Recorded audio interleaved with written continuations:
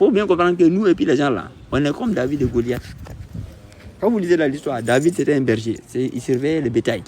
C'était un Ainado, Gainako. David, il s'appelle Daouda en Poula. Daouda c'est un nom peul. Donc maintenant le gars il surveillait le bétail. Maintenant Goliath, donc c'était un berger. Vous voyez non? Maintenant Goliath là, c'était pas un berger. Hein? Goliath c'était un gars qui avait la corpulence, les corps inutiles.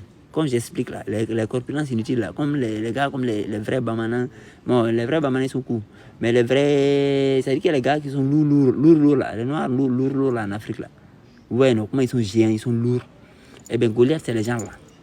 Et puis Goliath symbolise le fait qu'ils ont le pouvoir sur nous. Vous voyez en Afrique, ils ont le pouvoir militaire, ils ont le pouvoir, ils font des pushs, ils ont pris en contrôle le pouvoir, ils contrôlent tout. Et puis on a l'impression qu'ils sont plus nombreux que nous. Donc, ils nous intimident. Il y a des gens même, ils ont peur, ils pensent qu'on ne doit pas les résister, on doit accepter. C'est ça qui est la prophétie de David depuis Goliath. C'est-à-dire qu'un gars qui paraît petit, un gars qui paraît négligeable, un gars qu'on pense que c'est impossible qu'il gagne. Vous voyez, non? Vous voyez les petits enfants de 11 ans, 12 ans au Mali qui sont en train de combattre aujourd'hui là. Par rapport à l'armée malienne, imaginez, des petits de 12 ans, 11 ans, 8 ans qui sont en train de combattre. Donc tout le monde va penser que non, ceux-là, ils vont les finir.